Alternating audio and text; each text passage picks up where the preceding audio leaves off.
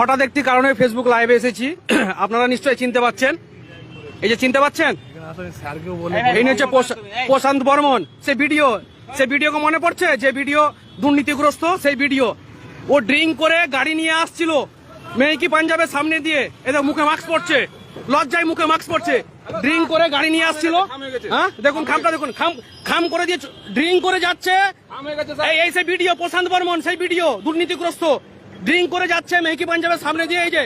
এই যে ধাক্কা, এই যে দেখুন কিভাবে ধাক্কা মেরেছে গাড়ি। এই সাইডে দেখলে বুঝতে পারবেন, এই যে সাইডে দেখুন, এই সাইডে দেখুন, এই সাইডে দেখলে বোঝা যাবে যে কত জোর ধাক্কাটা মেরেছে।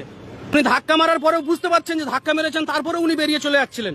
আমি ছুটে এসে উনার সামনে স্কুটি লাগিয়েছি, উনাকে আটকেছি, পুলিশদেরকে ডেকেছি, পুলিশরা যথাযথ ব্যবস্থা নেবে। কোথায় কোথায় লেগেছে তোমার?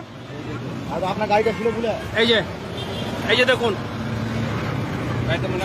এই যে খাম করে চলে যাচ্ছিল, খাম করে চলে যাচ্ছিল। এ ভাই আমার স্কুটির উপরে পড়ে চলে এসে। আপনি দাঁড়ালেন না কেন?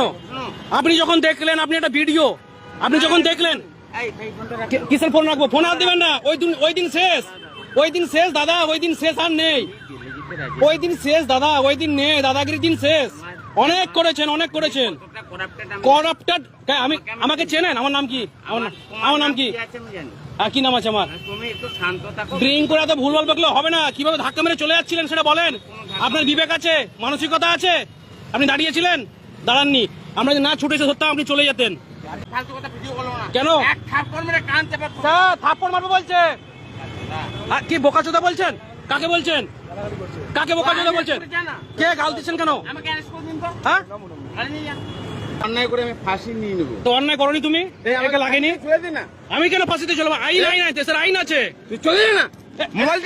মোবাইল কাটছে দেখুন স্যার, এই যে স্যার মোবাইল কাটছে দেখুন।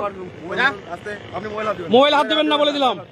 প্রশান্ত মানে ফাঁসি যাচ্ছি? ফাঁসি কেন চাইবো আমি? না, যখন গাড়িতে অ্যাক্সিডেন্ট হয়েছে তুই ছিলি। শাস্তি হবে, অন্যায় শাস্তি হবে। এই ভাই বলবে, ভাই কতটুকু লেগেছে, কতটুকু লেগেছে? হ্যাঁ হ্যাঁ, তুই কোথায় ছিলি? গায়ে হাত দেবে না, গায়ে হাত দেবে না। কত টাকা খাই? গায়ে হাত দেবে না। তুই কি এখানে সিন্ডিকেট রাজ করিস? গায়ে হাত দেবে না। তুই সিন্ডিকেট রাজ, সেটা মানুষ বলবে। ও তৃণমূলের যেমন সিন্ডিকেট করেছিলি, আচ্ছা, এখন নতুন নতুন সিএম হয়েছে। আচ্ছা আচ্ছা আচ্ছা, বল কি বলবি বল। আসছে ঠিক আছে, খেলাটা আমি জমিয়ে দিচ্ছি। হ্যাঁ বল স্যার, ড্রিঙ্কের লেভেলটা টেস্ট করুন না একটু স্যার। হ্যাঁ, ড্রিঙ্কের লেভেলটা টেস্ট করুন, খেলা ঠিক জমে যাবে, শুধু অপেক্ষা করো। আমলে কি করছি? মমতা ব্যানার্জি আমলে কি করেছি? এখানে রাজা মাত্রা ছিলি। দেখো না একটু পরে ড্রিঙ্ক লেভেলটা বেরোক, ঠিক হয়ে যাবে খেলা। ঠিক আছে, আর লাগে না আমার এই 54 মিনিট ভিডিও যথেষ্ট।